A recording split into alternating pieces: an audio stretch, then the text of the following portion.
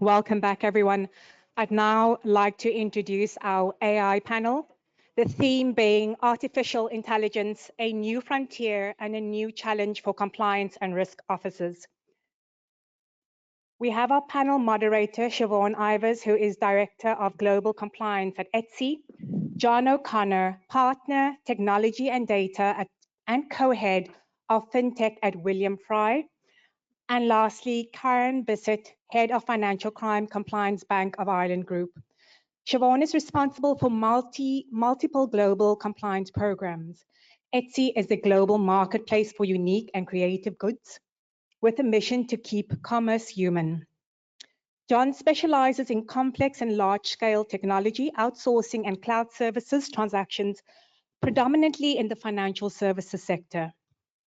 Karen Bissett is a senior financial crime compliance leader with over 20 years of legal and banking experience. After 12 years in private practice, Karen spent 7 years with the Bank of Ireland Group.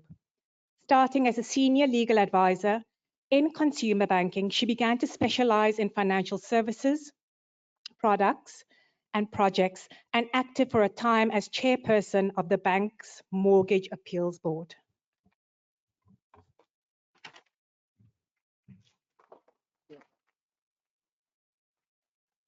Okay, well, welcome to the AI panel, and I believe we're getting closer to drinks, so I hope everybody is engaged. I'd like to welcome John and Karen today. It's great to have such fantastic panelists here with us. Because we're talking about embracing the challenge of change today, I think we're going to start the conversation around how risk and compliance officers should be thinking about upskilling or preparing for dealing with their first-line partners as they start thinking about implementing AI solutions. So I think starting the discussion around education, Karen, do you want to give us some views on how we can all upskill for AI? Yeah, I mean, I think, you know, listening to the panel before, I was just chatting before we came up here around, you know, there's the academic discussion on the use of AI, and I could spend weeks happily engaging our legal brains on, you know, the interplay between GDPR and AI, et cetera, but the practical situation is that risk and compliance officers in your organizations, all of you, will have to practically get used to what you need to do around the implementation of AI systems in your organization. And the fact of the matter is your business units are going to either currently be implementing something that falls under AI, or they will be intending to implement something in the future. So I think risk and compliance officers need to understand how can you be proactive about embracing what's going to come your way in some shape or form.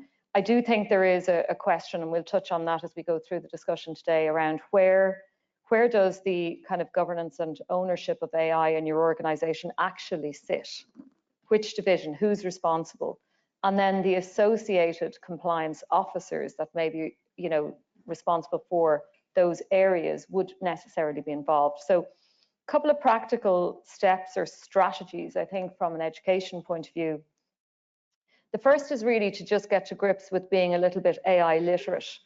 And just to be clear, I'm not an AI expert, right? You know, there are AI experts in the room. There's people who've got greater or lesser degrees of AI experience, but certainly what is available to everybody is, you know, a multiplicity of courses. And I think you'll mention the compliance course in a moment, the Compliance Institute course, but you can get a foundational understanding of just the terminology. You know, understand actually what's truly Gen AI. People talk about AI, but lots of things are not necessarily in the generative AI bucket. They could just be machine learning. But I think you need to understand concepts like natural language processing, data analytics, deep learning, Gen AI, model management, etc. And I think also look internally to your own organization and reach out and see if there has been, you know, a document drawn up on your own organization's approach to AI and whether there's some guidance in there for yourselves as risk and compliance officers on courses or information or material that is there as suggested reading. I think I'd also consider reaching out to your industry working groups and see if there are AI specific industry working groups or just groups that are touching on this and starting to explore this, and make sure that you're connected into those working groups. I think John will touch later on, the incoming EU AI Act and, the requirements around risk assessments in terms of any AI systems. But even the performance of those risk assessments, you as risk and compliance officers are going to have to be able to understand the output in those risk assessments. Do you understand how you'd even read one of those? It won't be wildly different, I don't think, from the outline of a risk assessment that would be done for something else. But I do think that we need to get to grips with, are you in a position to understand the implications of the information that's contained in a risk assessment? I think, and we will touch on this a little more later, it would be very important to start to agitate internally for the development of an AI governance committee, if one is not already underway. I think that's going to be, multifaceted, cross-cutting in terms of the divisions within your organization.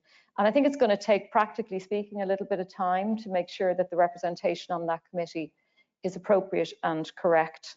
So I think I would start by saying there's an opportunity, certainly, just to ask yourself a very simple question. What do I already know about AI? And it's actually okay to say nothing, and then I would say, well, what's available to me to start to educate myself? And you can do that quite passively or actively. And I think certainly you're going to give a little pitch to the courses that you have available. So I think Owen mentioned earlier, but the Compliance Institute does offer a certified AI short course geared towards risk and compliance professionals. So I think it's probably a good place to start if you're thinking about educating yourself on AI, which I think we all need to do.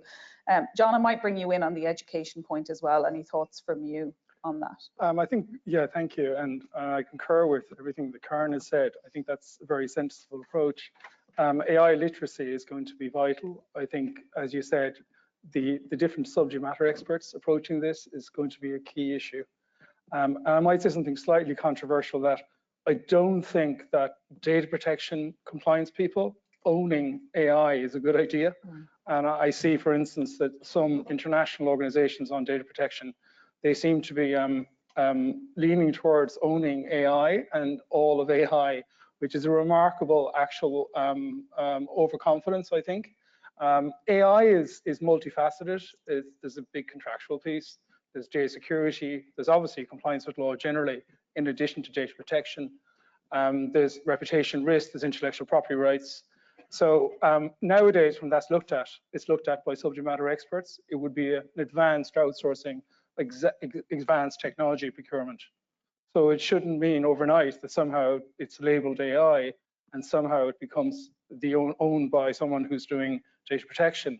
But they're key, obviously, to how the AI is looked at in terms of the models that are used, the use of personal data, the access to personal data, as was mentioned in the excellent data protection panel prior to this panel, and obviously prompts as well, and how the AI actually ingests that.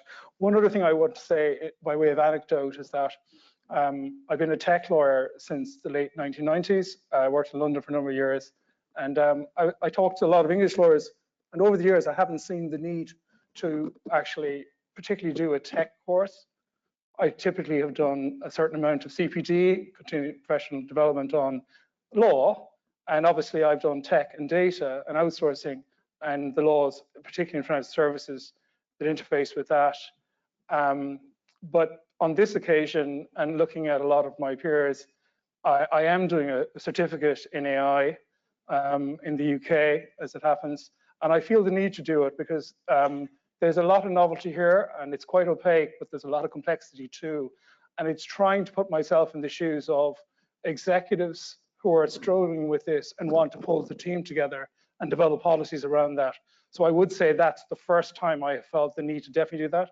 And I'm finding a lot of individuals likewise. So I'd encourage you, as you were mentioning a moment ago, to look at the training aspect individually and to ensure perhaps and encourage that your colleagues on the team are equally tech savvy, AI savvy, if you like. Thank you.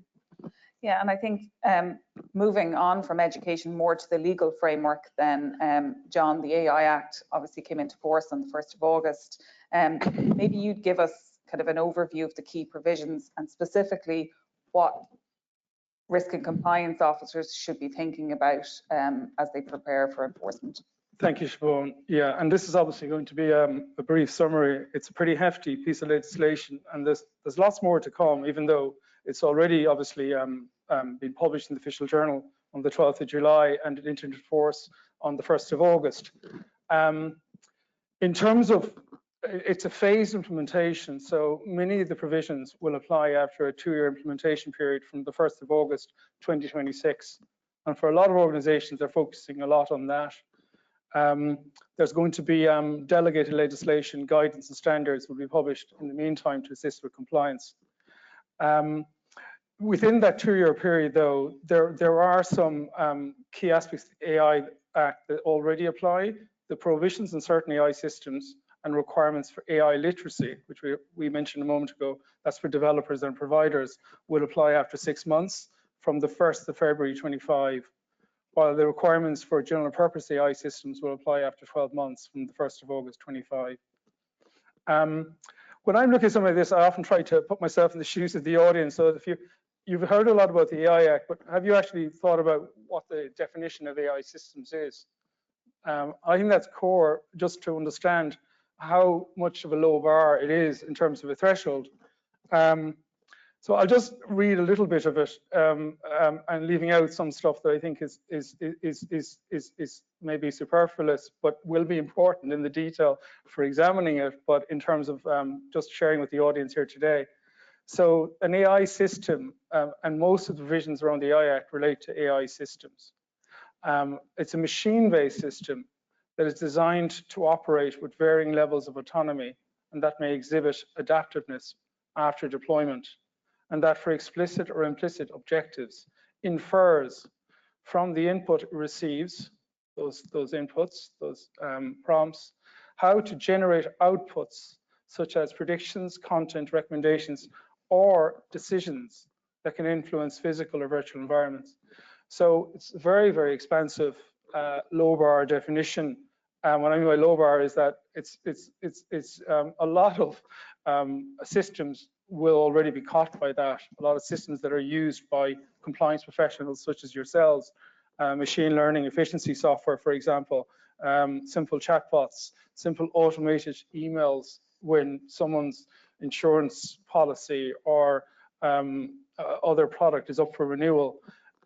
Those types of systems could actually be caught already and would need to be looked at in that context.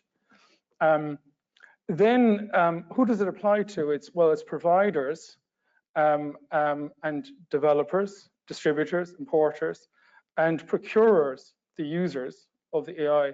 And the catch is that a procurer, user of an AI system, if they tweak it substantially, or they acquire it with a view to placing it on the market or putting it into service under their own name or trademark, they become a provider.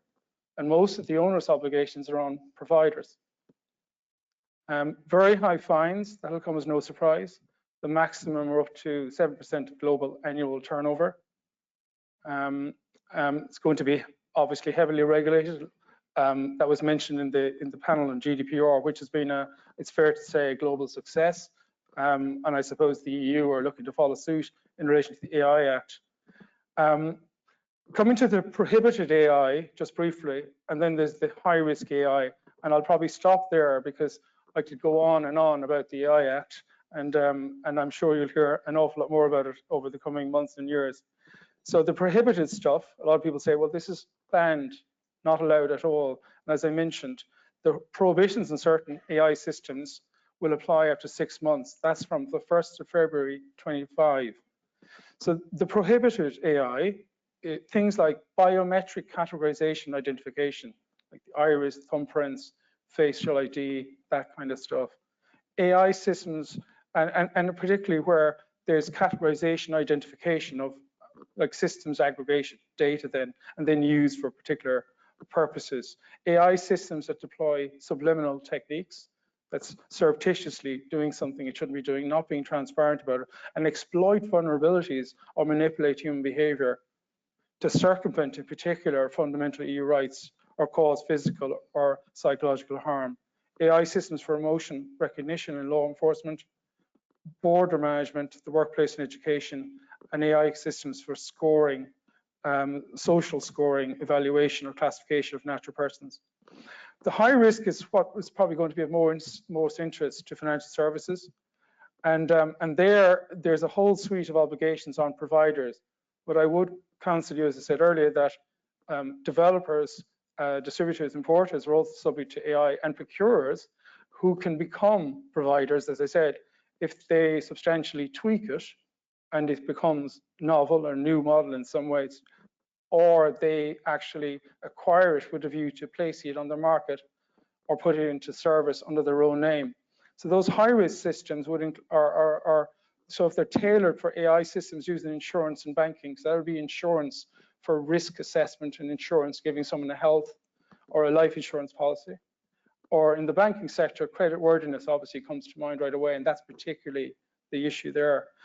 You might come across it in your sectors in recruitment and employment too, and it's certainly important to look at it in that context also.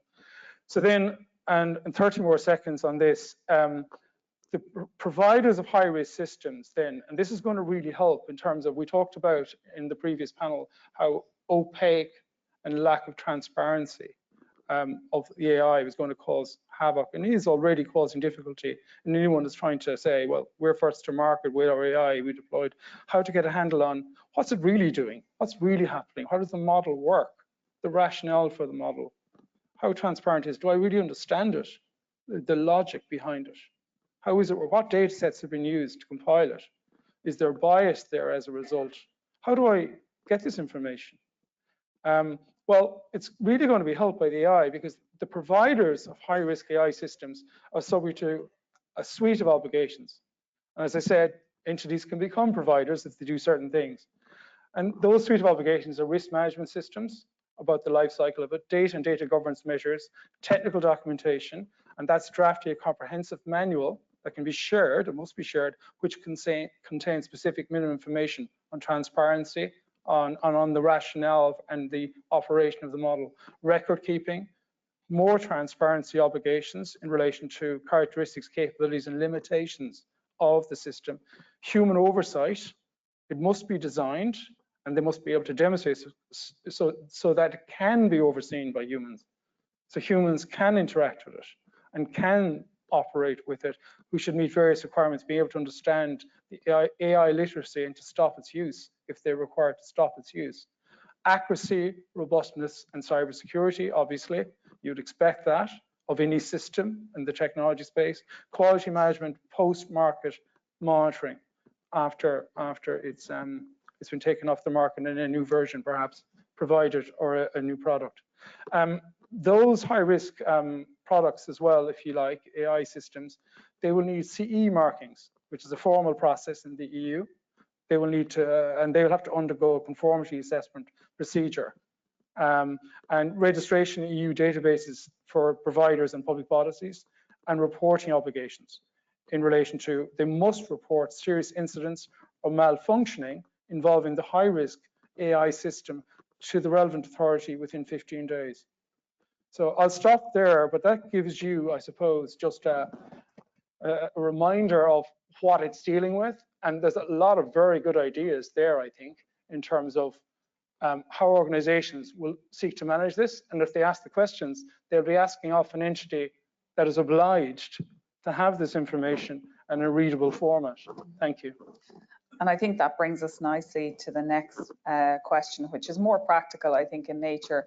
We're going to talk a little bit about the procurement of AI. So John, you advise a lot of companies in procuring AI solutions, and you probably have unique insight into how companies are going about that procurement. And I suppose, what advice would you have for risk and compliance officers who are brought into that procurement process? Yeah, I think, and this is a one-minute answer, I would take your time and not dive in and get the right people involved. Remember that if you're not understanding the model, or if the contract is incredibly one-sided and there's no data protection clauses, you don't know where it's hosted. You could have a multiplicity of issues, data protection being one. So a lot of these models are hosted in the cloud. So you've got things like outsourcing guidance, DORA, GDPR, all of which needs to be looked at in that context. So it's not just the data protection piece. The contractual piece is very important.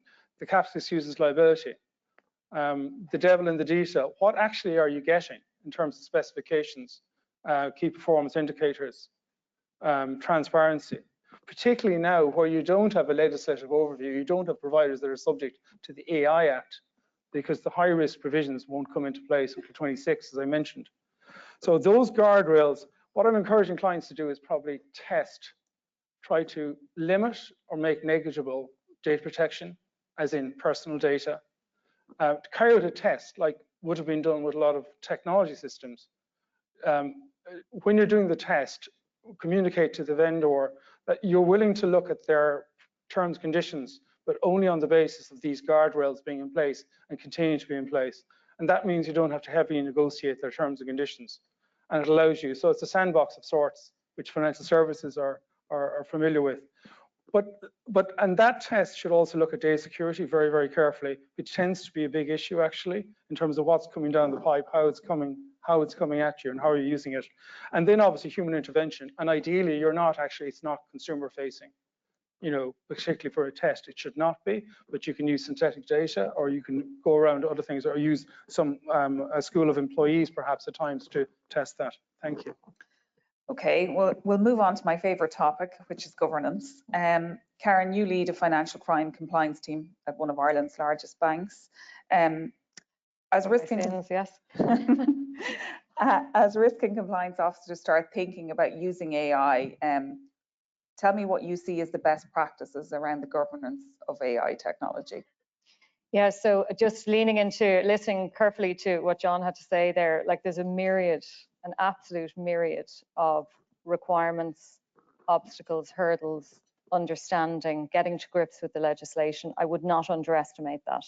I would also not underestimate the fact that as risk and compliance officers, you might actually be very removed from some of the decision making that's happening in other parts of your organization that won't land on your desk until it's well down the road of either a system that's already in use that needs to now step up and be tested against all of these requirements, or something that is in the pipeline. And let's be clear, AI is not going away, right? So, the use of AI systems will increase.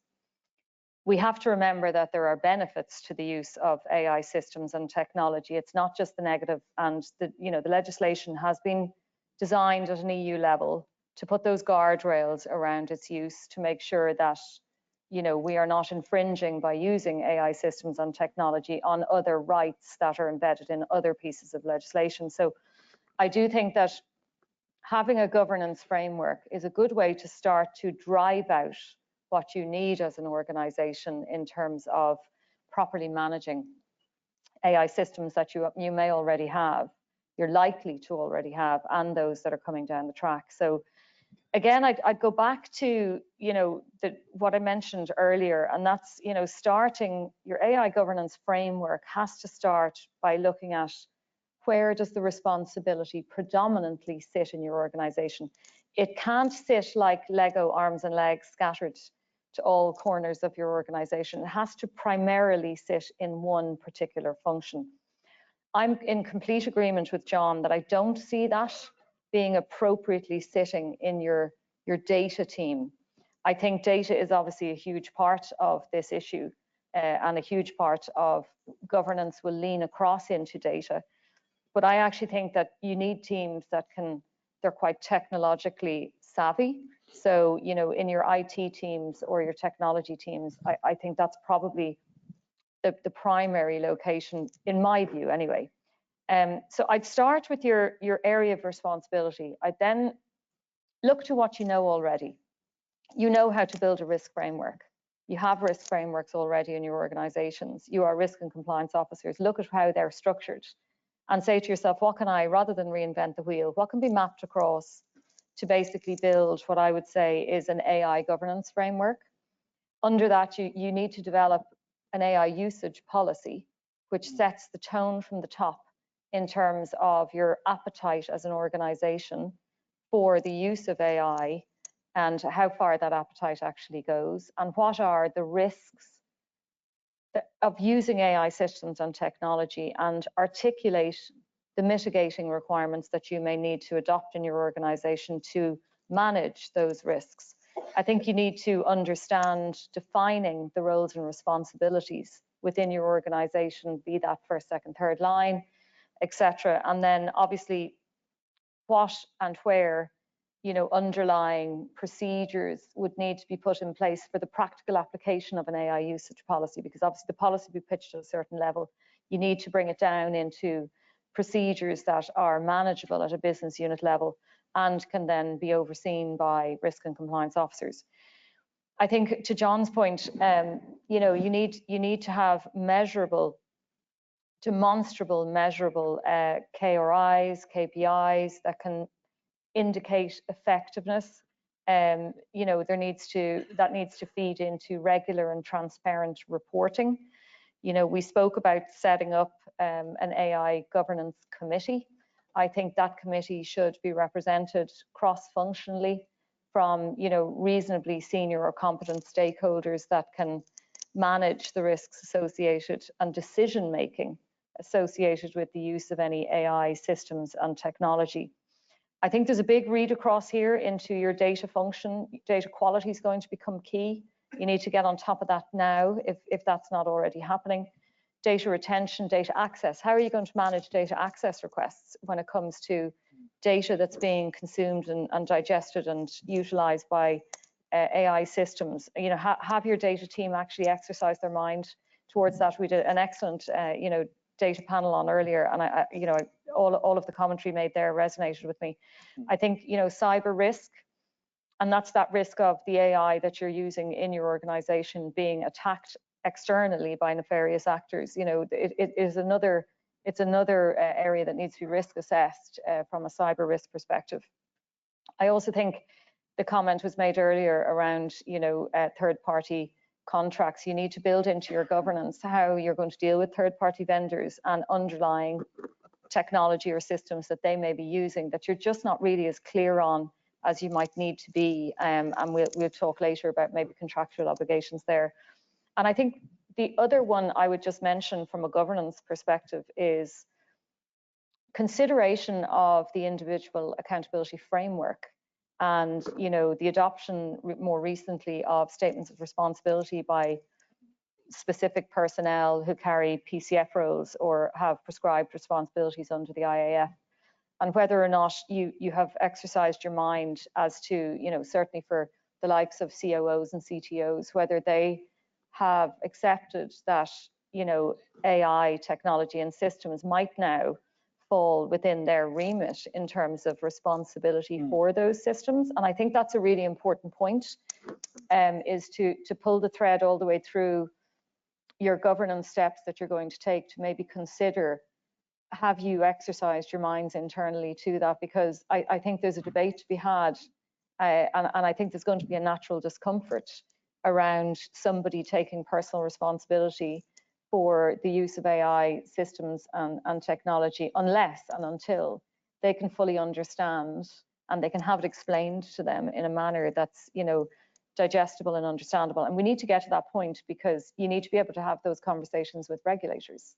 You know, you need to be able to perform audits. You know, this needs to be understandable. So I would be suggesting, from a practical point of view, lean into what you know and take the steps of what a risk management framework looks like generally, and map it across and start to think about what would it look like if you were to build an AI framework and usage framework, and go from there. That would be my suggestion, Siobhan. Okay. Thanks.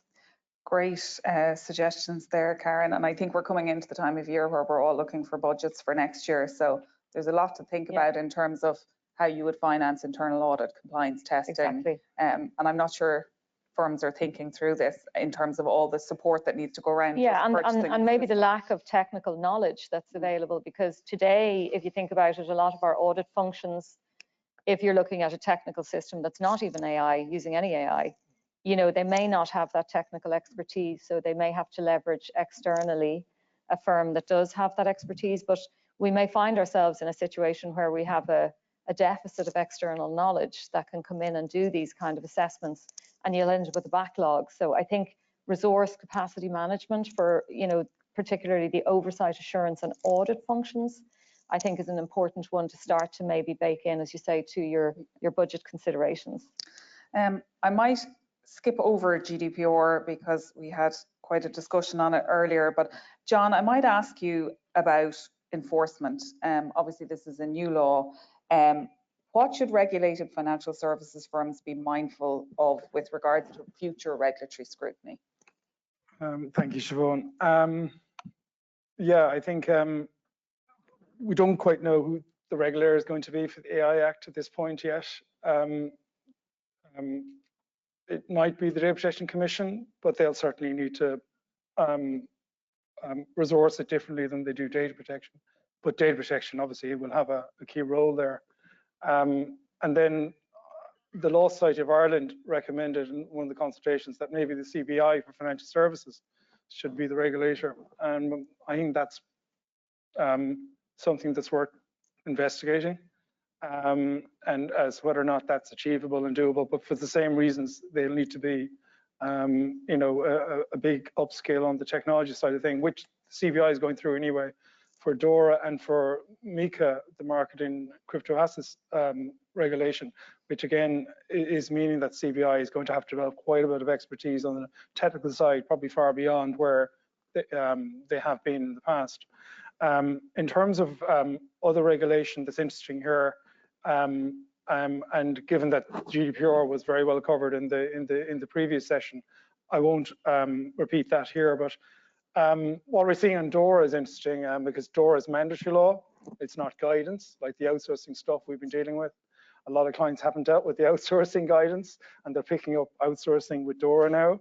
DORA is mandatory law applicable from the 17th of January. And interestingly, DORA, to pick up on a point that Karen made earlier, was that in terms of ownership of cyber and operational risk, so it's not just cyber, it's making sure your systems actually don't keep falling over and there might be no threat actor or rogue employee, but it's both. But there's a proactive statement in DORA across financial services, of course, it applies, which is very interesting. It says that senior management have to take a proactive approach to cyber and operational resilience. That's an interesting, I didn't see that. I haven't noted that anywhere else in legislation at any time, which means that whether you're on the board or C-suite, you can't be a proud Luddite anymore and say, oh, I know nothing about tech. Talk to that person over there. They own all of that. It's the data person, or it's the CIO or someone else. So that day is gone, because this is a broad-based senior management obligation, take a proactive role. So you have to own this. And that, I think, extends to anyone involved in financial services under DORA.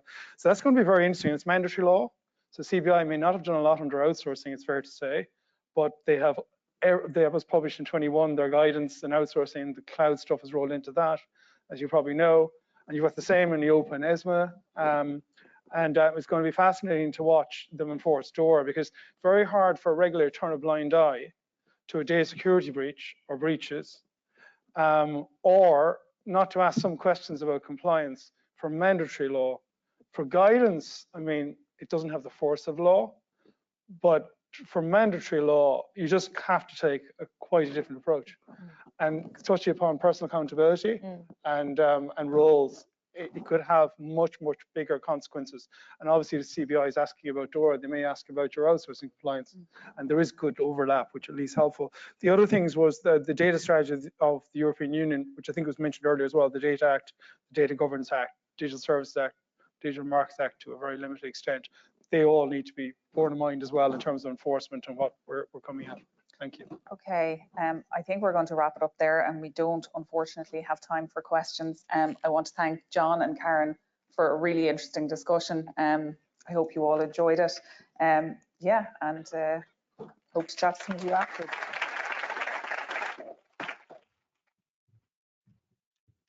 Thank you to Siobhan, John and Karen for their thoughts and expertise on the challenge of change in AI, the intersection of AI and compliance, as well as the future of AI, not only in Ireland, but globally. Being a financial crime auditor myself, it is an absolute honor for me to introduce our next speaker. Michael Gubbins is Chief Bureau Officer of the Criminal Assets Bureau.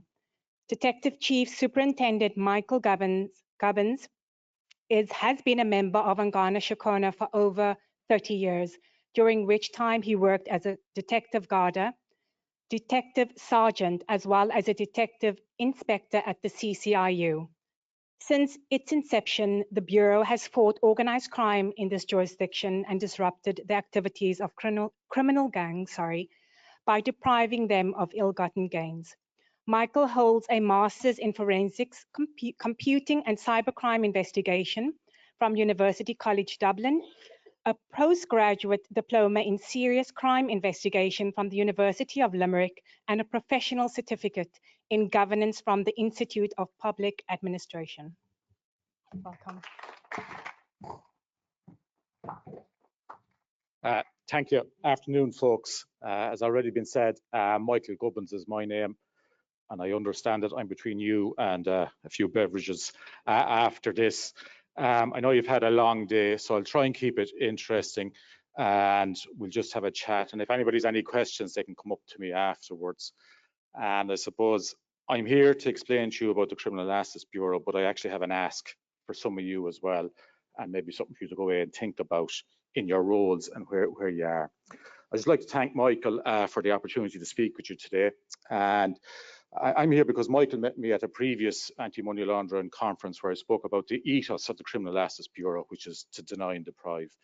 And if any of you follow us on Twitter or Instagram or Facebook or our website, you'll see #deny and deprive. As I go through the next couple of minutes, I'll explain to you the origins of that and why it's important. As already been said, I joined the Guards in 1989. Save you the maths, that's 35 years ago. I've been a detective most of my life. I suppose I was an aide in Blanchardstown, and then I went to the Garda Bureau Fraud Investigation, and from that I went to the Computer Crime Investigation Unit, in and out with regular units, and then established the Garda National Cybercrime Bureau. And for the last 4.5 years, I've been the Chief Bureau Officer attached to the Criminal Assets Bureau. When I come somewhere like this, I like to get a feeling or an understanding. What's it about? Because I'm often asked to come and talk, and I kind of go, what's the relevance between what I do when I want to speak about and yourselves? So I had a look at the Compliance Institute, and I looked at your mission, and it says to equip compliance professionals with the necessary competence and skills to undertake their roles in a professional and ethical manner. And for me, that's important because we interact with, maybe not you, but your colleagues in some of the industries that you work in, particularly those in the fraud and even in cyber and within the financial industry. And then I look further and I see you various working groups around consumer protection, data protection, information security, financial crime compliance, funds, pensions and prudential regulations and governance. And all I'd say is you'd be very surprised where the Criminal Assets Bureau will turn up and have an ask. And people say to me about public-private partnerships or cooperation with the Criminal Assets Bureau. And in fairness, people are very good to us and they always want to help us, but they'll even help us more if we have the right piece of paper in our hands. So I appreciate that around GDPR, data protection and legislation and the requirements to give us information. But once we have that, we find people are very helpful to us and will cooperate with us. And I'll speak about what we call professional searches later on. So the Criminal Assets Bureau was established in 1996. Some of you, I think, are probably around the same vintage as myself here. So you might remember at that time, there was a colleague of mine, Detective Garda Jerry McCabe, and a journalist, Veronica Guerin, that were murdered in June 1996. So subsequent to that, on the 15th of October 1996, the Criminal Assets Bureau was established. We operate under two pieces of legislation, which is the Criminal Assets Bureau Act itself, which gives us our objectives and explains to people who we are and what we are, and then the Proceeds of Crime Act, which is the legislation under which we take our actions. We're a slightly different law enforcement agency to the Guards in that we don't go after the people, we go after the assets belonging to the criminals and the people. Our actions are civil based, and we act in rem, which is we go after the property belonging to these individuals. And we've 100 odd people. 101 is our authorised strength in the Bureau, and all our actions are taken before the High Court on foot of affidavit.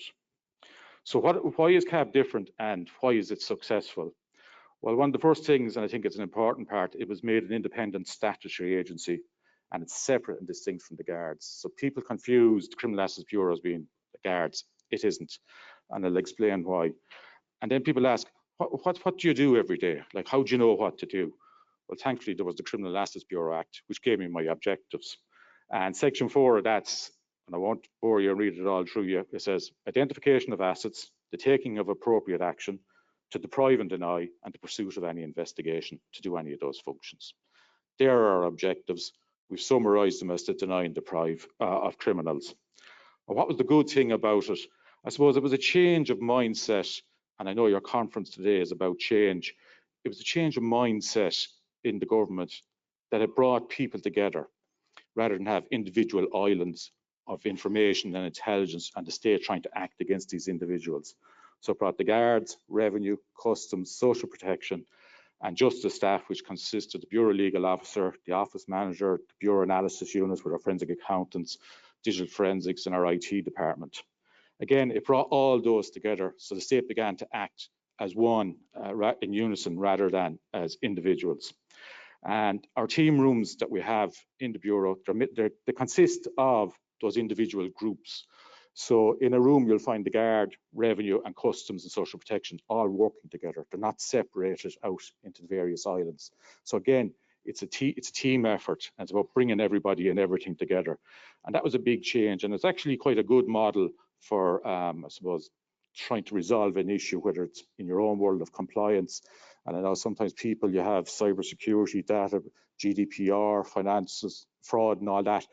But sometimes they operate in islands, but maybe you need to look at bringing them together rather than working in isolation. What powers do we use? Well, we use our proceeds of crime power, we use our revenue powers, and we bring our social protection powers with us. So all the guards are called bureau officers, and they obviously maintain their guarded powers. The revenue and customs are revenue bureau officers. They bring all their revenue powers, and the same with social protection. Everybody else outside of that is a bureau staff member, and they are all protected by anonymity, so nobody can know who they are, and they all have an identification number. They all want 007. I'm saying, no, not getting that, lads. So they take whatever's next on the list. And then with that, we really, one of the other successes is the Chief State Solicitor's Office, the Criminal Assets Section that travels with the Bureau. So they provide all our solicitor services. So again, so that's from conveyancing to bringing the files to the High Court, going to district courts, anything that we need a solicitor service for, they're there for that. And again, it's all about team effort, and it's a huge change in, I suppose, how law enforcement works together. I know Seamus earlier on spoke about the measure of intelligence is the ability to change. And since the establishment of the Bureau, it has changed. So it was gone from, I suppose, a reactive need of the state to establish itself in the fight against criminality. But like you, I suppose, I understand from my position as the Chief Bureau Officer, the roles and functions that you carry out yourself. So in preparing for today, I had a look at what is governance, what is compliance within the Bureau. Now, this isn't everything, but we have internal audit, Controller and Auditor General, we have our own internal inspections and audits, we have an Audit and Risk Committee, Health and Safety, Education, ICT, we have monthly SMT, a governance meeting twice a year with the Department of Justice, Data Protection Officer, Cybersecurity Training, Data Protection Training, Annual Report, we have PQs, political questions, team room meetings, an admission group, procurement committee, diversity training, cultural audit and town hall. When I looked at your agenda today, I thought, tick, tick, tick, right? So, but again, when the Bureau was established, it was established for the purpose of denying and depriving. But in order to keep it running today, we have to make sure all this that's working in the background. So I do appreciate the work that you do and the necessity for it. And it is a hard sell to others who come in to think, this is my only job, is go in the door, take stuff off people, bring them to court. That all this other matter has to be achieved. Probably one of the most important parts of this is the admission group.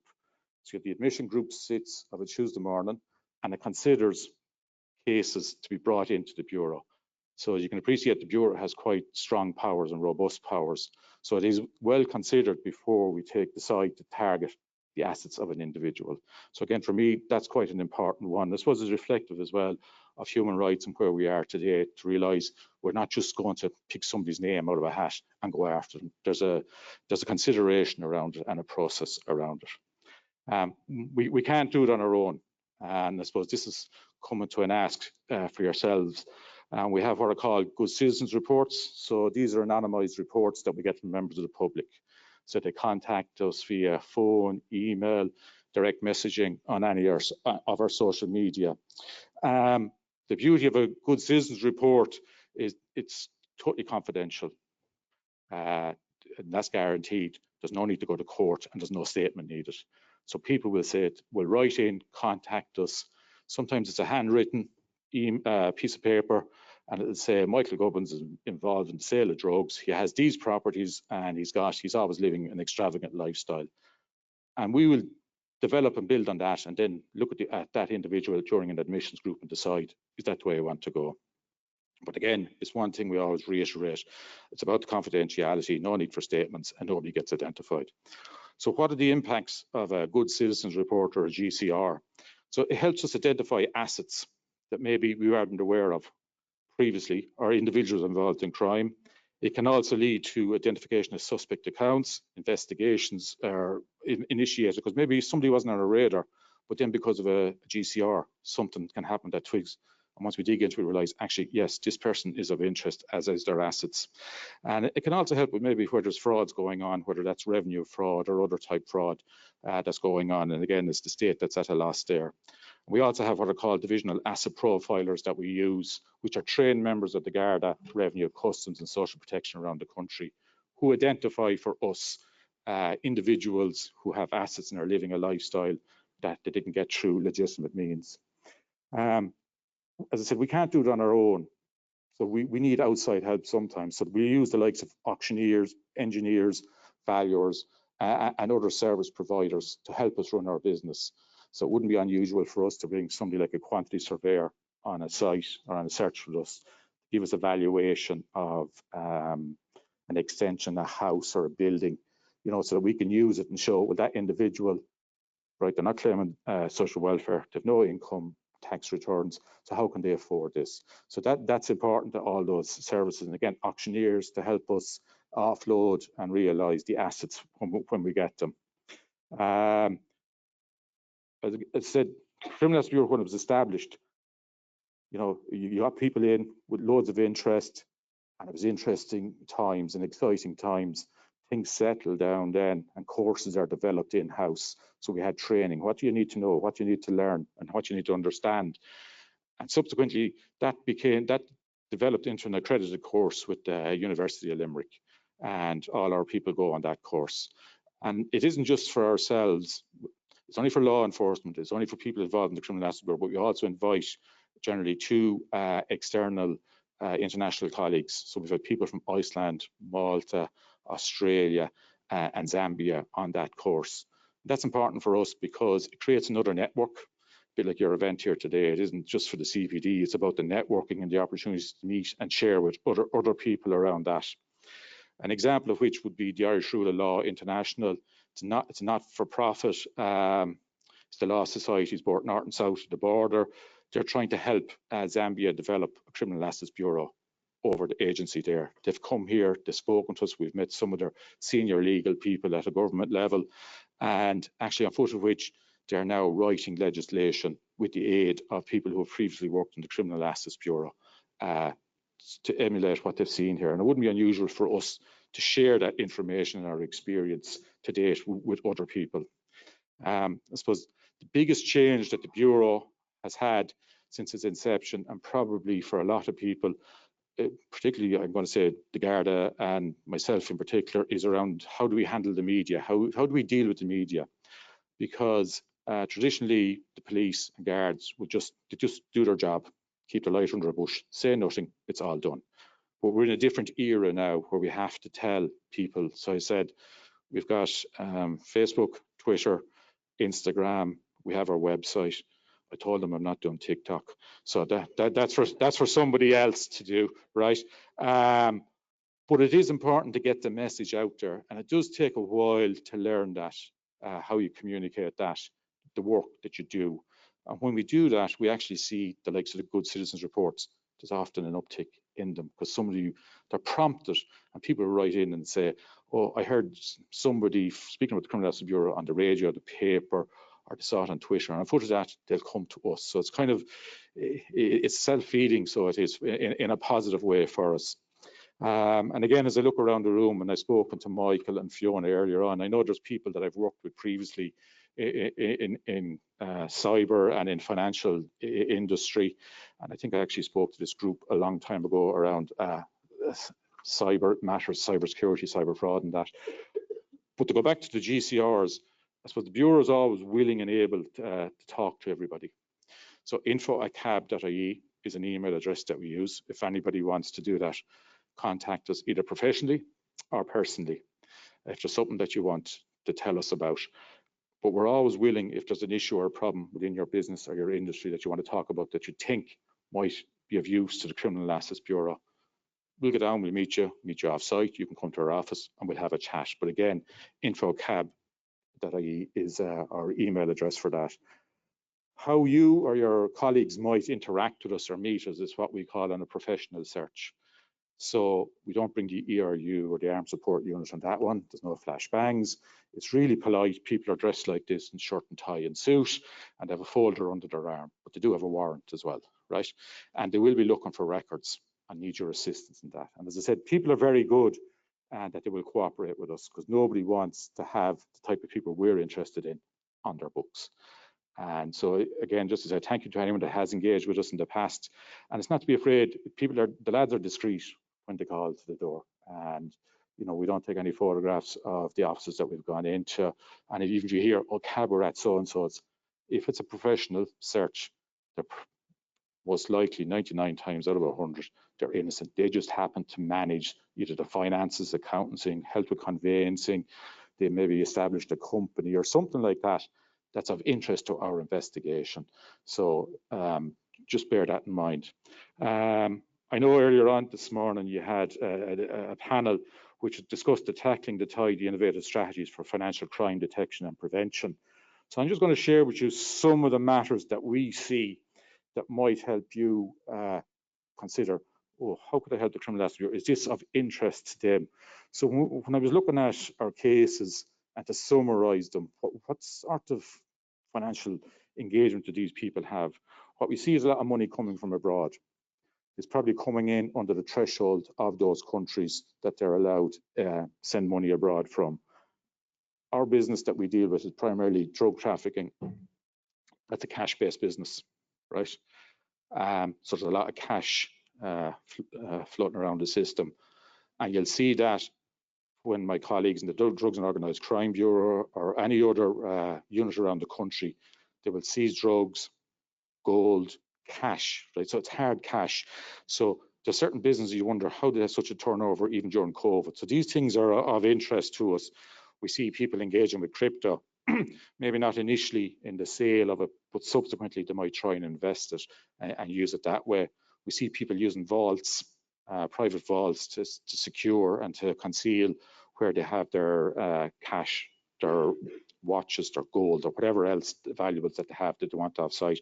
And sometimes it is in simple things like passports that mightn't actually be in their own name or could be in someone else's name. So it's important, those people that we go after. So for us, it's important to try and get their houses off them because it sends a huge message to the community. But we discover with that then that these guys, it's not just criminally they're not compliant, they're not actually compliant with planning either. You know, so you won't be surprised to hear that. So there's an extension gone up there in somebody's boundary, there's something wrong, there's no standards. So it is an issue for us, but it's something to be aware of. Again, layering through legitimate businesses. So they will establish some form of business and try and pump money in through that, or get acquainted with somebody that has a legitimate business and try and pump money through that. We see a lot of, one thing I noticed is a lot of our people have insurance claims. So I don't know if there's anybody here from the insurance industry, so we would regularly contact, and they will try and say, well, I got the money from an insurance claim. So it's important for us, we look for that and we can identify, well, actually you got that 10 years ago and you actually cleared out the account in 6 months. So the money we found under the stairs today didn't come from that. So we've noticed that with them. The incomplete registration of house sales. So I don't know if there's anybody here involved in conveyancing or legal. These people do not, finish the house sale properly. So they'll still leave it registered in the buyer in the seller's name. Again, it's all about hiding who actually owns the asset. Again, I suppose cosmetic surgery, people will spend a few bob on that. Lifestyle expenditure, it's all about going on holidays, showing that they are the kingpin in their locality. They'll have the flash card, they'll have all the runners, they'll go shopping downtown, they've all the best of gear. So again, it's outward display. And again, digital banking, they'll use that to send money from each other. And we can see that coming and going, whether it's on the likes of Revolut or any of those other electronic or digital type banking. The question is, what does success look like for the Bureau? So for us, it's about deny and deprive. Once we've taken something off somebody, we've done our job. It's in the legislation, we've taken it off them. But there's more to it. So we take a house off an individual, job done. But we've actually taken the value of the house that they paid for it and the money that they put into the extension. We will never get all that back, but we have taken that off them. And then subsequently, we will sell the house and we realise the value of that and we return that to the state. So when we do our annual report, it's always the net value we put in. So to some extent, we're probably undervaluing the work that we do, but there's a lot more taken off them than that. And for me, the biggest message is to the local community, because where these people live is probably where they have their strongholds. It's where they have their minions and their runners around them to support them in the industry. And to see a house taken off them on the street where they grew up, that sends an important message, because a lot of the communities around them, they don't support them, they live a quiet life because they know who they're dealing with. But to take that from them sends a really strong message. Like in the last week, we got over €1 million for 3 houses that we've taken off bad people. So it's important for that. Again, it disrupts them and their criminal business enterprise. But just us being there and being around, it actually increases the cost of criminality and money laundering to them. Because instead of just getting money, sticking it under the mattress, they've now got to run a business, register companies, do some form of tax returns. So it's costing them time and effort all the time. And we know that the Bureau does have an impact on individuals because they actually leave the jurisdiction, right? So that's important. Just to summarise, we've, I suppose, about 1,400 targets at the minute. We have about over 500 people trained as asset profilers around the country. I spoke about the GCRs. We've 280 to date this year. Since its inception, the Bureau has taken in just shy of €220 million. I suppose just to proffer, to finish, I would like to proffer how the CAB is an example of a changed approach in how the state tackles the acquisition of wealth by criminals. CAB as an agency has to constantly evolve, not just to match or better the capabilities of the criminals, but also in order to comply with today's compliance and governance requirements. Criminals are very agile. So if we block something down, you'll see this yourselves when it's involved in finance or fraud, they're gone on the next thing. I mean, COVID wasn't here a week and they were already sending the emails and the spam trying to do that. And it's the same with tax returns, certain times of years, they'll send emails, phishing and all of that. And I'd like to think that the Bureau is somewhere that we've helped promote, I suppose, a growth mindset, that people will constantly grow and change within the Bureau, and to realise we can't stay static as we were in 1996. It has to constantly evolve, not just from what we're after, but also the requirements that come from the state. I just want to thank you all for listening. I hope you found it useful, and if any of you wish to make a good citizens report, I'll be over there for the next while, and hopefully we can help the Bureau we can work together to help the Bureau achieve its objective of deny and deprive. Thank you.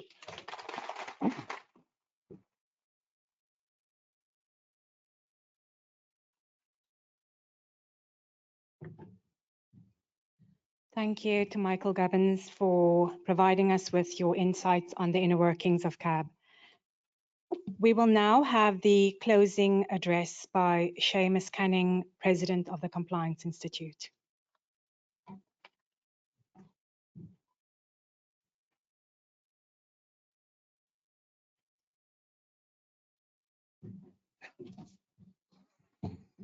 Right, we're nearly there. We're all exhausted. So I won't be speaking very long, but we've had a full day with a lot of information to digest and disseminate and bring back to your respective organisations. So I'll do a quick, fly through what I picked up from today from all our speakers. We had Jerry in the morning talking about smart regulation, being not reactive and not layering legislation so that we end up with a multitude of things to look at. And the interesting thing was balancing resilience with consumer protection, and that tightrope you have to walk, because those things are sort of sometimes competing forces. We had consumer protection next, and just being prepared, readiness for it. And my thoughts were we're more ready for it than we were the last time, I think, but also that it'd be interesting to see how we interpret the softer words that are in the legislation as to fairness, treating the customer fairly, how each organization interprets that word and how that then translates into their behavior with the customers.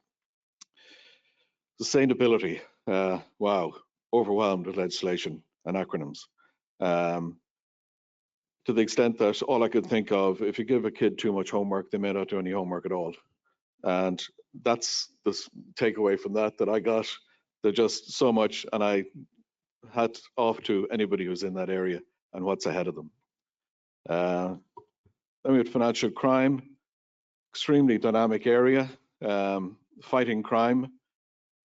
The red cape is missing, but still, you're still fighting crime. The message was collaboration with other firms so that you're not all doing it in isolation and that you'll all be better through collaboration. But constantly fighting an uphill battle because the criminals trying to catch up with the criminals and staying ahead of them. Simon's interesting comment, which was quite deep, which is what is the future of identity? And that'll leave us all thinking, where are we going with that? Diversity and inclusion. Interesting. Members of your staff reaching their full potential. And that's the organization's job for them to reach the full potential, not the individual's job to do that. The tone from the top, but making sure that that tone from the top gets down and there isn't a fudge in the middle and it gets disseminated into a different message when it goes down the organization. Catherine's story, I think the organization lost out. I mean, that seems to be the message, that if you don't embrace this, it's the organization that loses, not the person. And the other thing is that cognitive diversity. I heard a thing many years ago that high functioning autism, if we didn't have them, we'd still be living in the caves. So that's a sort of example of cognitive diversity and its benefits. Then we had Terence O'Rourke, board training and assessment. That's his message, was constantly assessing themselves, making sure they're trained all the time, making themselves better for the tasks that they've been given. Again, tone from the top, making sure that that is there and it's filtering down, and that the chair's job is to make sure that everybody is involved in the debate and there are no passengers on the board. MB Donnelly's talk, CV's been sent to her probably as we're speaking. Transparency in dealing with customers, that was the message. And the thing that came out was the number of complaints that seem to be growing all the time. What's that about? The legislation's in place for whatever, 6 years. Why is that happening now? What's going on? It's something that maybe the industry needs to look at.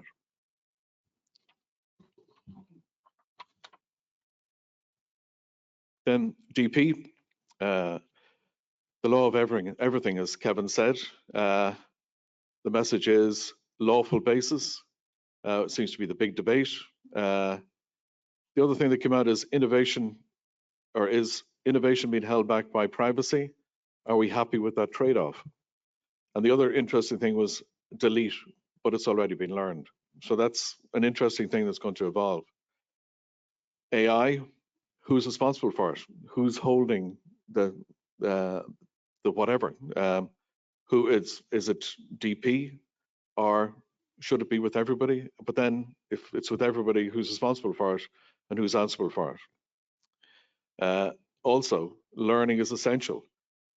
That the challenge is to understand it. And clearly from that debate, there's a long way to go to understand exactly what this machine is. And lastly, thank you, Michael. Extremely interesting. Deny and deprive. I like the catchphrase. It's a great success story. And don't be tempted to start writing good citizen reports just because somebody gets a new car next door. So I would like to thank all our keynote speakers, Jerry Cross, Terence O'Rourke, MB Donnelly, and Michael Gubbins, for all they've given us great food for thought. I'd like to also thank our panelists for the time and contribution they gave, and it shows the amount of talent that we have in our organization that gave all of this information today. I'd also thank our sponsors, so these events would not happen without them. This event would not happen without a lot of work from the team of the Institute itself, your institute. I'd like to thank Michael and his team. In my opinion, it's been a fantastic success, a great day, huge amount of information, huge amount of knowledge and talent on display here. So I'm going to end now and sit down and let the networking and some light refreshments start. Thank you very much.